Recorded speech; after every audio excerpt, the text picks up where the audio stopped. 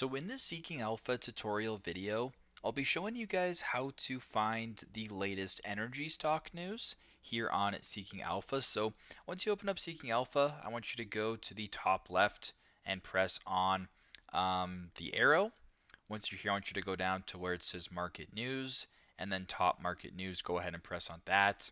Now, once you're here, under News, you can go ahead and actually select Energy Stock News. So if you were to slide down all the way to where it says Energy, just simply go ahead and press on that. Then once you're here, it'll show you the latest energy stock news. So once you're here, you can kind of scroll down, view a bunch of different articles relating to a bunch of different energy stocks. So some of the ticker symbols are right here. So there's CNR, there's Shell, there's BP, BKR, Boom, etc.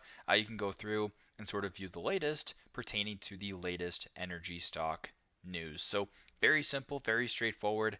This is how to find the latest energy stock news on Seeking Alpha. Thanks again for watching, and I hope this video helps.